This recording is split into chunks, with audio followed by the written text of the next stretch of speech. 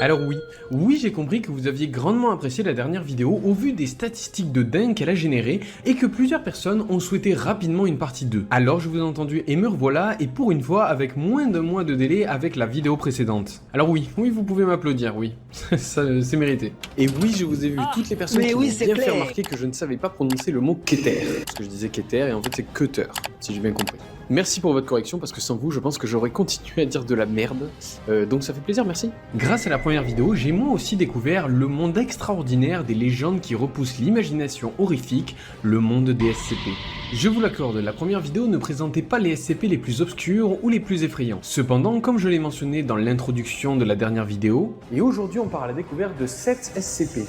Certes, la miniature était sûrement un peu putaclic, mais les gens, avant de commencer à écrire la vidéo, je pensais réellement que les SCP que je présentais faisaient partie des plus dangereux existants. Bon, je me suis trompé, mais pour cette seconde vidéo, j'espère pouvoir vous faire découvrir d'autres anomalies intéressantes.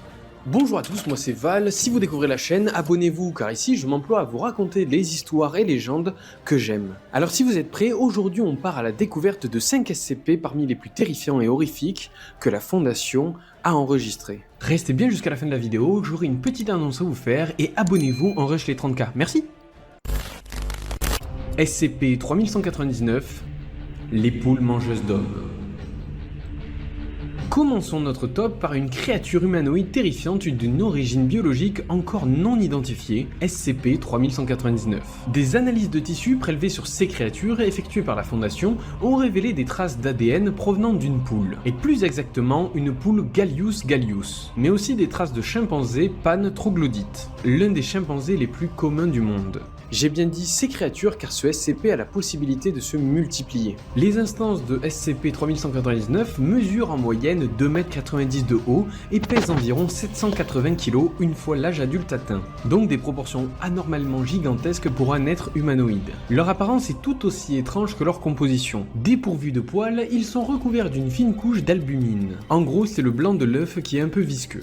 Leur cou semble être disloqué, pouvant se tordre à des angles inhabituels à 340 degrés. Une caractéristique probablement liée à leur méthode de reproduction unique. Ces créatures sont des prédateurs opportunistes, chassant sans relâche toute proie vivante se trouvant dans un rayon de 2 mètres autour d'elles, tant qu'elles n'ont pas atteint leur pleine maturité. Donc déjà petites, elles sont très violentes. Leur vitesse est anormalement élevée pour une créature de cette taille, atteignant une moyenne de 25 km/h. Pour comparer, la vitesse moyenne d'un homme adulte à pleine vitesse est de 13 km/h.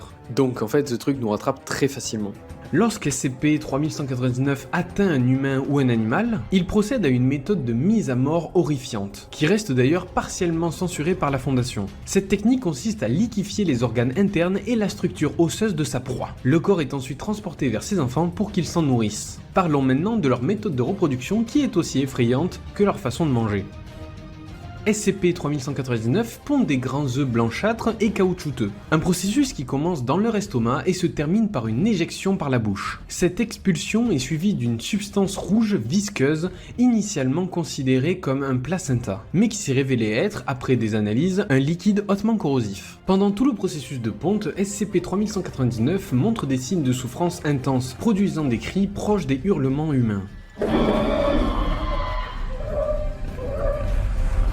Mais une des caractéristiques les plus inquiétantes de cette poule chimpanzé sont ses superbes facultés d'adaptation. Afin d'éviter l'extinction de son espèce, cette créature pond des œufs de manière compulsive, remplissant tout l'espace disponible de sa cellule. En dépit de leur apparence vulnérable, les instances de SCP-3199 ne peuvent être éradiquées totalement. Chaque individu, peu importe son âge, possède un œuf dans son estomac garantissant la survie de son espèce, même en cas d'élimination de tous les individus adultes. Ces œufs sont d'une résistance exceptionnelle. Ils ont survécu à des chocs extrêmement violents, à une pression généralisée de 180 000 bars, ce qui est vraiment énorme car pour faire la comparaison, au fin fond des abysses, la pression exercée sur le corps est d'environ 10 000 bars. Et croyez-moi sur parole, ça suffit largement pour vous dégommer. Mais la Fondation ne s'est pas arrêtée là, elle a continué ses expériences et la conclusion est que ces œufs peuvent résister à des attaques de lames à haute pression, qu'elles soient dentelées ou non, ou même à des expositions prolongée dans de l'acide. Donc aucune de ces méthodes n'a réussi à causer le moindre dommage visuel sur ces œufs. Bien que l'utilisation d'explosifs a été envisagée un temps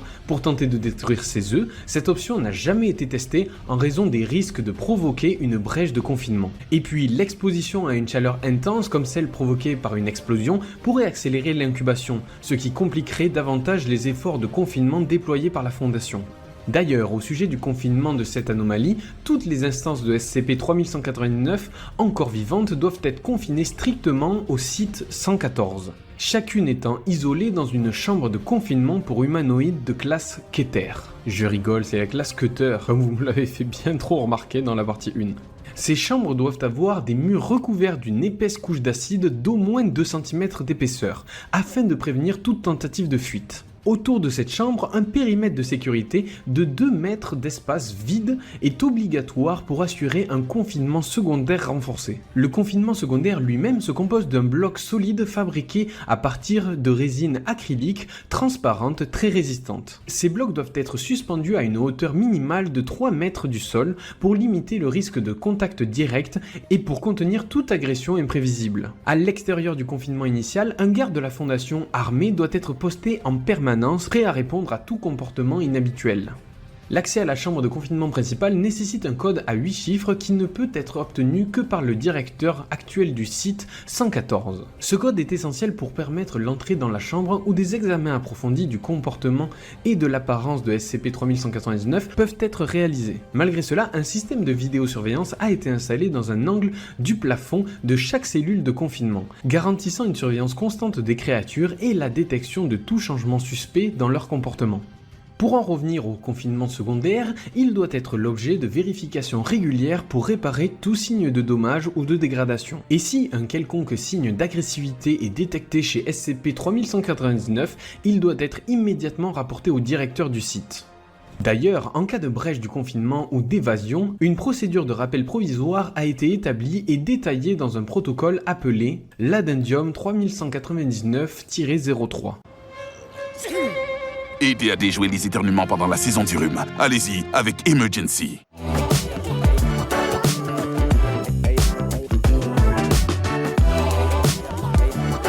-03. Concernant ce protocole, les instructions suivantes s'appliqueront dans l'éventualité d'une brèche ou d'une évasion. 1. Le personnel du site ayant un niveau d'accréditation de 1 ou plus doit suivre la procédure de verrouillage standard et se rendre immédiatement au site 113, sauf indication contraire. 2. Le site 114 devra être inondé d'eau distillée dans laquelle sera injecté un puissant sédatif de classe A. 3. L'équipe de surface Tango 306A sera avertie, envoyée sur site et chargée de récupérer chaque œuf de SCP-3199. 4. Toutes les instances vivantes de SCP-3199 devront être abattues à vue et leurs œufs récupérés. 5. Tous les œufs seront provisoirement confinés hors site. Et pour finir, 6. Le site 114 sera alors vidé de toute son eau et une équipe sera envoyée pour nettoyer entièrement toute la zone. Tout membre du personnel tentant d'accéder au site 114 avant la fin de la procédure sera appréhendé et renvoyé. Cette procédure doit être scrupuleusement suivie pour minimiser les risques de propagation de SCP-3199 au-delà des limites du site 114. Les expérimentations impliquant des instances vivantes de cette créature sont strictement interdites à moins qu'elles ne soient autorisées par au moins 2 membres du personnel avec une accréditation de sécurité de niveau 4 ou supérieur. Cette restriction vise à empêcher toute manipulation imprévisible ou dangereuse de ces créatures, dont les propriétés restent en grande partie mystérieuses et potentiellement catastrophiques. Depuis le 6 décembre 2017, 4 instances de SCP-3199 adultes sont actuellement confinées au site 114. Chacune de ces entités représente une menace considérable et leur confinement est traité avec une grande rigueur. La moindre faille dans le système de confinement pourrait entraîner des conséquences dévastatrices. Ainsi, la nature terrifiante de SCP-3199 exige que chacune des mesures soit prise pour garantir qu'aucune de ces créatures ne puisse s'échapper de son confinement.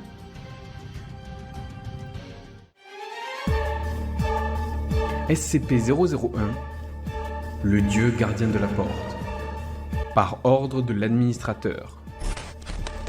Note générale, afin d'éviter toute fuite d'informations sur SCP-001, plusieurs faux fichiers SCP-001 ont été créés en plus du ou des vrais fichiers. Avertissement, tous les dossiers concernant la nature de SCP-001 sont protégés par un agent mémétique, destiné à provoquer immédiatement un arrêt cardiaque chez tous les membres du personnel non autorisé tentant d'accéder aux fichiers.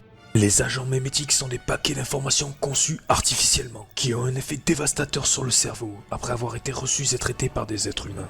Vous avez été prévenus.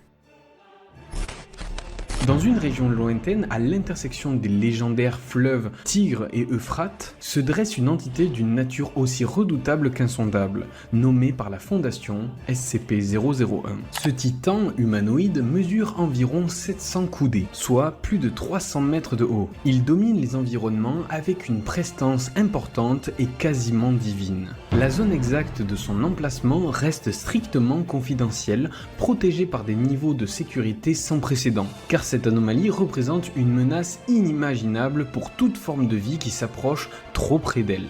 L'apparence de SCP-001 est aussi fascinante que terrifiante. Son corps, bien qu'humanoïde, est paré d'appendices lumineux ressemblant à des ailes. Ces ailes d'ailleurs jaillissent de différentes parties de son corps, des épaules, du dos, des tempes ainsi que des poignets et des chevilles. Le nombre exact de ses membres n'a jamais été déterminé avec précision car il semble varier en fonction des témoignages et des observations, oscillant entre 2 et 108.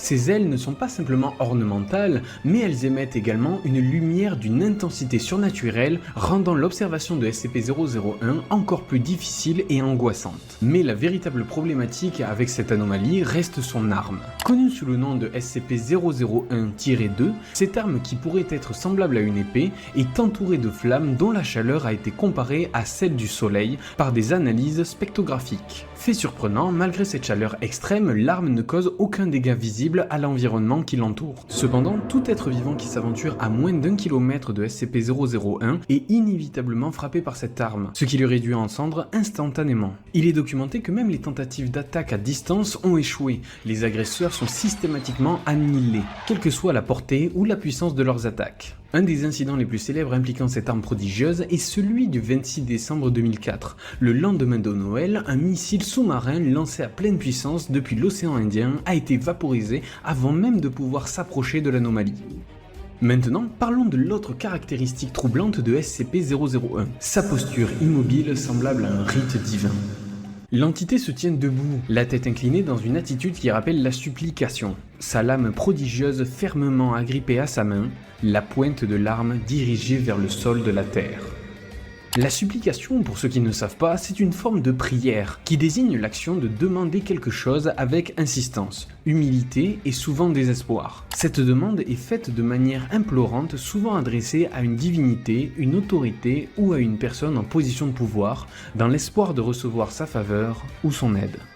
Depuis que SCP-001 a été découvert par le fondateur de la Fondation, il n'a jamais bougé de sa position, laissant supposer qu'il attend quelque chose ou qu'il est en perpétuelle vigilance. Mais ce qui est sûr, c'est que l'entité est bien vivante. Cette posture figée, associée à son pouvoir de destruction, confère à SCP-001 une aura de puissance divine, qui inspire la terreur même aux observateurs les plus aguerris et les plus habitués au SCP.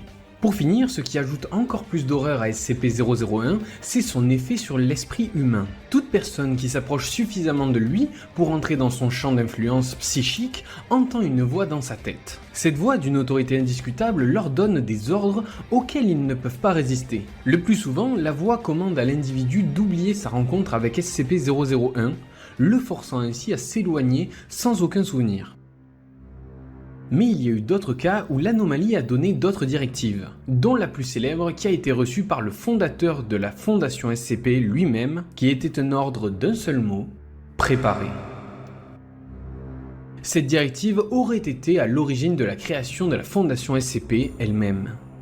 Experience contracts simplified with AI Assistant. Clarify content in a click. Était à l'origine de la création de la Fondation SCP elle-même. Enfin, SCP-001 se tient devant une porte gigantesque, d'apparence ancienne et solennelle, semblable à celle du Valhalla. Des photographies prises à longue distance révèlent parfois ce qui semble être un paysage pastoral derrière cette porte. où l'on peut voir d'autres entités similaires à SCP-001, ainsi que des arbres fruitiers d'une composition inconnue. Parmi eux, 2 arbres en particulier se démarquent, l'un ressemblant à un pommier ordinaire, tandis que l'autre porte des fruits dont la nature est classée secrète. Un paysage pastoral, pour ceux qui ne savent pas, est une composition de terre occupée par de la végétation naturelle ou modifiée par l'homme et uniquement consacrée à l'élevage. Donc ce que SCP-001 semble garder fait penser à une représentation du paradis dans la Bible avec les arbres de la connaissance du bien et du mal. Il est d'ailleurs régulièrement associé à Uriel, un archange dans la tradition judéo-chrétienne associé à la sagesse, la lumière divine et la révélation des mystères de Dieu. Son nom signifie littéralement feu de Dieu en hébreu, ce qui pourrait réellement être associé à cette arme prodigieuse. Dans certains textes mythiques, Uriel est décrit comme l'ange qui garde la porte du jardin d'Éden après l'expulsion d'Adam et Ève sur Terre. Il se tient debout et veille présent pour empêcher le retour de l'humain dans cet endroit sacré. Toutes ces similitudes avec cet ange poussent les humains qui ont réussi à l'observer à croire en son culte et attendent sa vérité pour être guidés dans leur vie. La Fondation elle-même ignore si c'est SCP-001 qui aurait été observé au cours des derniers millénaires de l'histoire humaine et qui a donc donné naissance à la légende d'Uriel, ou si c'est ce mythe qui lui a donné cette association. Pour parler de son confinement, SCP-001 ne nécessite pas de confinement physique, mais une surveillance constante doit être effectuée à une distance de 10 km ou plus depuis un emplacement secret appelé Site 0. SCP-001, Site 0, voilà, on a les bases de la Fondation.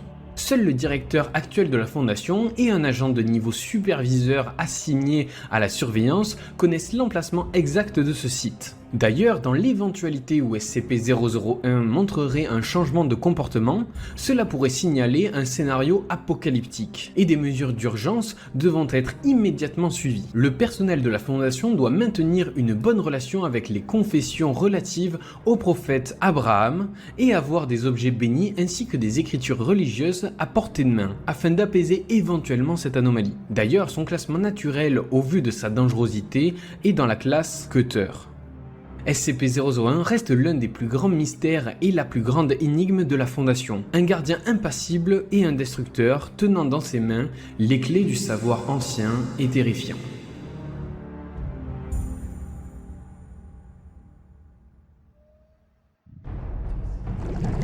SCP-169, le Léviathan.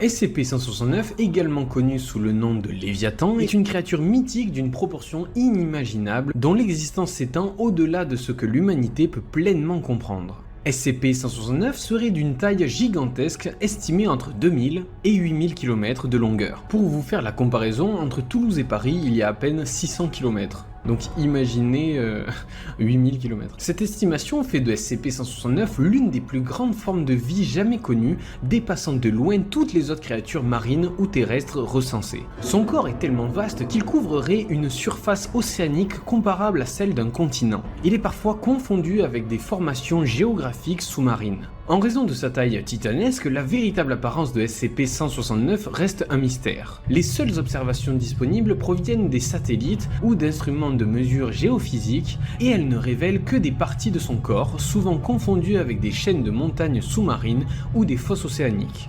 Il est supposé que SCP-169 possède une structure semblable à celle d'un gigantesque cétacé ou d'un serpent marin avec un corps allongé et ondulant, mais ces hypothèses sont basées sur des légendes anciennes ou sur des iconographies mythologiques. SCP-169 se déplacerait lentement sous la surface de l'océan à une vitesse si réduite que ses mouvements sont imperceptibles par l'œil nu et ne sont détectables qu'à l'aide d'instruments scientifiques sophistiqués. Malgré cette lenteur, la masse de SCP-169 est telle que même ses déplacements les plus minimes peuvent provoquer des tsunamis, des tremblements de terre et d'autres perturbations géologiques. Ces mouvements sont souvent interprétés par des géologues comme des phénomènes naturels, mais la Fondation SCP sait que beaucoup de ces événements sont en réalité le résultat de ces déplacements. L'activité de SCP-169 est en grande partie passive. La créature semble être en état de sommeil la plupart du temps, flottant dans les profondeurs de l'océan.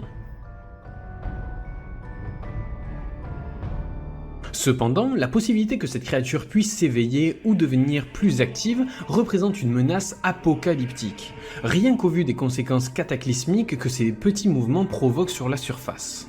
La localisation exacte de SCP-169 est tenue secrète par la Fondation SCP elle-même. Seul un nombre restreint de membres du personnel de la Fondation, y compris l'administrateur principal et l'agent supérieur, ont accès à cette information. Mais le Léviathan est constamment surveillé par des satellites et des instruments sous-marins qui enregistrent ses mouvements et étudient toute perturbation géologique pouvant lui être attribuée. Le site où se trouve l'observateur désigné du Léviathan est situé à une distance sûre, généralement à plus de 10 km, pour éviter tout danger immédiat en cas de mouvement inattendu. Toute anomalie ou changement de comportement de SCP-169 est immédiatement signalé et des protocoles d'urgence sont prêts à être mis en œuvre pour minimiser les dommages potentiels que la créature pourrait causer.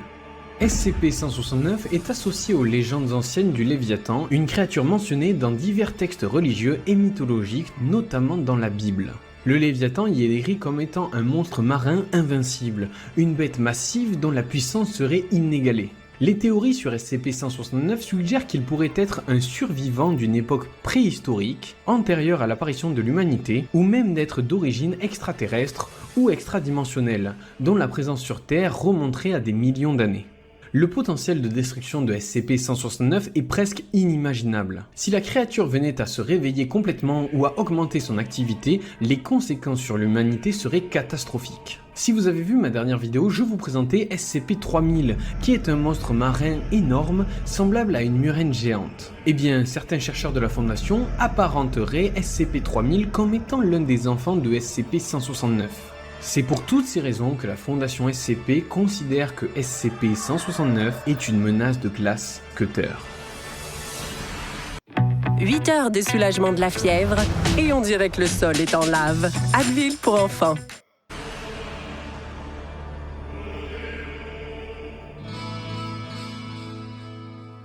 SCP-006-FR, surnommé le Boucher. Allez, quittons un peu les profondeurs marines afin de rencontrer SCP-006. Les premières manifestations de SCP-006-FR remontent aux années 1940, mais ce n'a été qu'en 1996, soit 56 ans plus tard, que cette anomalie a été capturée, après une traque acharnée de la Fondation.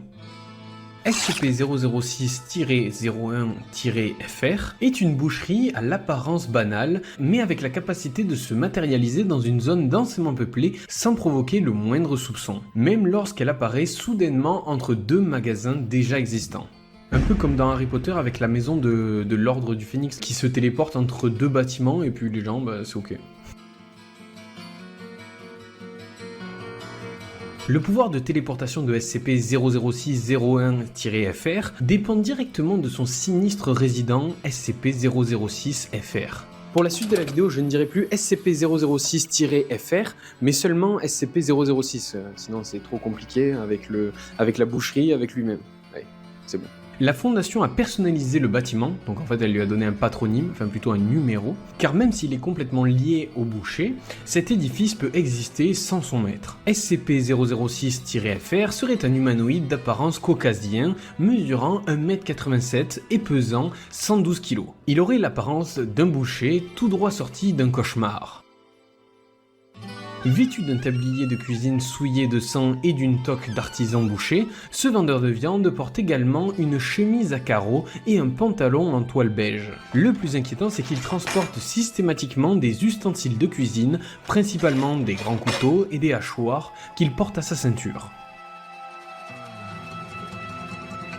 Bien que SCP-006 n'attaque que très rarement des êtres vivants, lorsqu'il se décide à agir, sa force dépasse celle d'un humain de corpulence similaire. De plus, son corps résiste aux blessures d'une manière presque surnaturelle, rendant toute tentative de l'éliminer de façon classique quasiment impossible. Le boucher semble être lié directement à son magasin. Cette boucherie a en elle une sorte de remise où la viande est entreposée. Dans cette pièce, le boucher semble être invulnérable. Pour déplacer sa boucherie, SCP-006 doit abaisser le rideau métallique qui enferme l'entrée. Tant que celui-ci reste ouvert, la boucherie est ancrée à son emplacement actuel.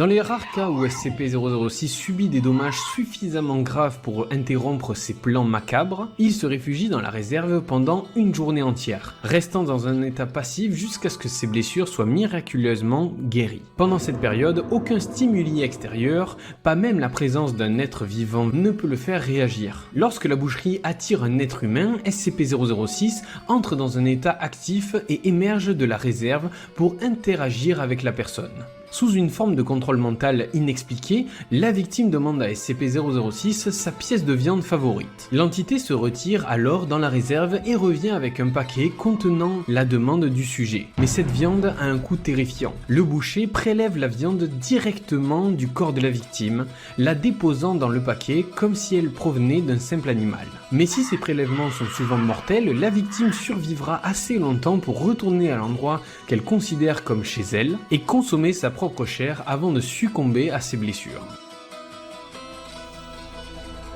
Les chercheurs de la Fondation ont observé que les encéphalogrammes des victimes montrent des altérations dramatiques de l'activité cérébrale lorsqu'un contrat est passé avec SCP-006. Cette activité est similaire à celle observée chez les patients ayant subi des lobotomisations. Ce contrôle mental reste un mystère car les théories sur l'utilisation d'ondes spécifiques ou d'un pouvoir psychique n'ont pas encore été vérifiées. Toutes les tentatives d'entrer dans la réserve pendant l'état actif de SCP-006 ont échoué, souvent de manière sanglante. Désormais, le boucher est maintenu dans sa boucherie située au cœur du site Aleph. Pour contenir cette menace, 3 membres du personnel de classe D doivent être constamment présents à l'intérieur de SCP-006-01-FR. Donc la boucherie. Leur mission est cruciale, ils doivent vérifier que SCP-006 n'accomplisse jamais son acte terrifiant de fermer le rideau métallique. Car la fermeture de ce rideau, comme je vous l'ai précédemment expliqué, représenterait un danger important et le simple fait qu'il puisse être abaissé plonge ceux qui en ont la responsabilité dans une angoisse constante. Pour renforcer cette sécurité, 6 gardes armés patrouillent sans relâche à l'extérieur de la boucherie, prêts à intervenir à la moindre anomalie. Leur présence est un rempart nécessaire contre toute tentative de fuite ou d'agression de la part du boucher sur des civils. Cependant, une précaution supplémentaire, empreinte d'une étrange logique, est imposée à quiconque interagit avec le boucher ou entre dans la boucherie. Il est impératif que tous ces membres du personnel soient exclusivement végétariens. Cette exigence, dictée par les sinistres propriétés du boucher, ajoute une couche supplémentaire de mystère et de terreur autour de cette entité et de ses intentions insondables. Car bizarrement, les effets psychiques de cette entité ne fonctionnent pas sur les personnes qui ne consomment pas de viande. SCP-006-FR fait partie de la classe Euclide, car même au vu de la violence qu'il peut produire, la Fondation semble être en capacité de le contrôler.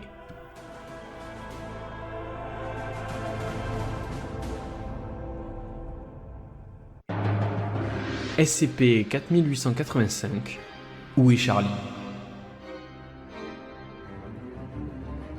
Et pour finir cette vidéo en beauté, laissez-moi vous présenter une légende que tout le monde a déjà côtoyée quand nous étions enfants grâce aux bandes dessinées Où est Charlie?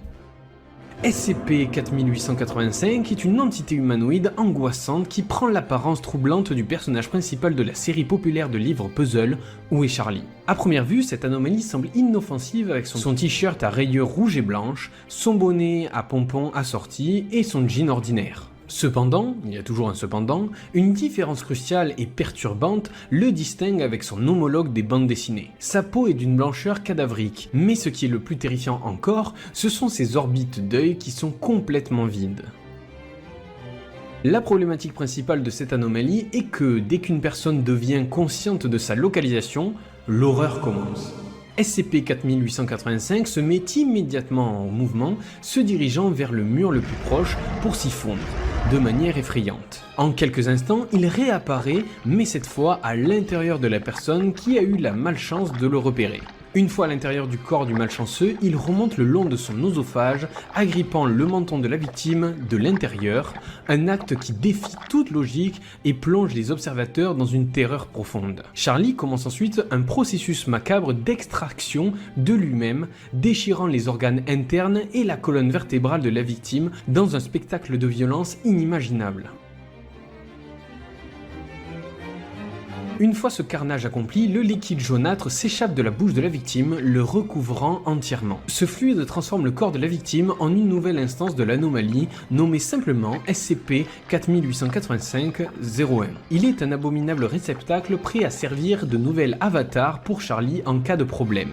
Les instances de SCP-4885-1, créées par ce processus monstrueux, sont des corps déformés et anormaux, marqués par des illustrations dérangeantes semblables à celles que l'on trouve dans les livres Où est Charlie ? Ces dessins couvrent l'intégralité de leur peau. On peut y voir alors de nombreux personnages, mais jamais l'ombre du personnage de Charlie. Ces images ne peuvent être effacées, à moins que la peau sur laquelle elles ont été apposées ne soit littéralement arrachée. Une méthode tout aussi sinistre que l'anomalie elle-même. Il reste une troisième méthode macabre. Si quelqu'un devient conscient de l'emplacement d'une instance de SCP-4885-1, la terreur ne fait que s'amplifier. Charlie se téléporte instantanément à l'intérieur de cette personne et la tue de la même manière que s'il avait été découvert directement. Ce meurtre brutal transforme la victime en une nouvelle instance de SCP-4985, perpétuant ainsi le cycle éternel.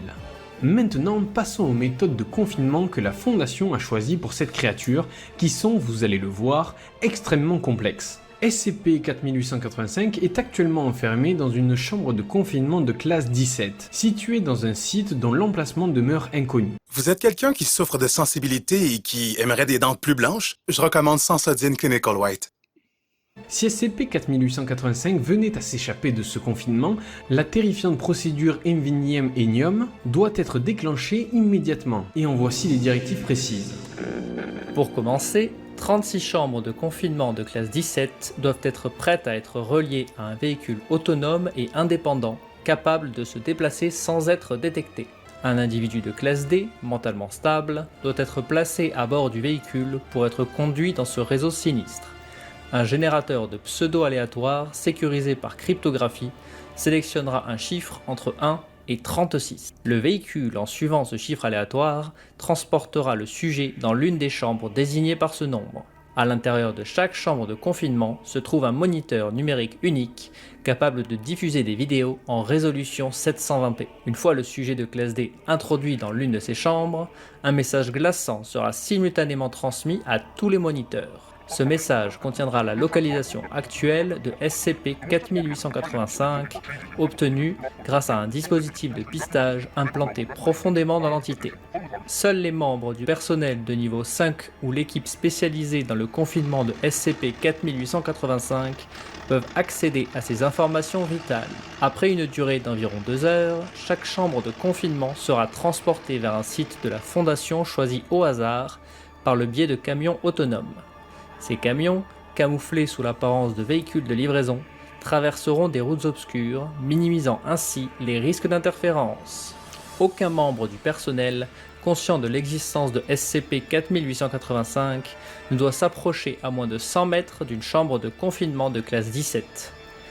Tout individu tentant d'accéder à ces chambres sera immédiatement passible d'amnésication et de licenciement, selon les directives établies par le comité d'éthique de la Fondation. Si, par un effroyable coup du sort, l'emplacement de la zone I venait à être découvert, le personnel désigné dans le document peint la ville en jaune se chargerait de créer une nouvelle zone I. Voilà, c'était long, mais voici globalement l'énorme procédure de confinement créée par la Fondation afin de gérer toutes les problématiques éventuelles créées par Charlie. Une procédure extrêmement complexe au vu de l'énorme contrainte que cette créature crée, à savoir que personne ne doit connaître son emplacement exact. Donc la problématique est de contenir Charlie tout en ignorant où il se trouve exactement. Voilà pourquoi la procédure Inventenium a été créée. Avec tous ces protocoles, il est normal que la Fondation classe l'anomalie Charlie dans la classe des cutters.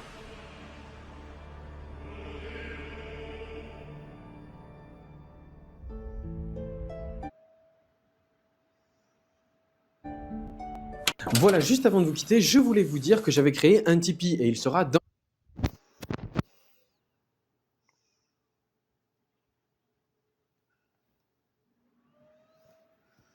Ben, bye les abonnés. J'ai hâte que vous abonnez sur ma chaîne. Merci. Bye. Bye.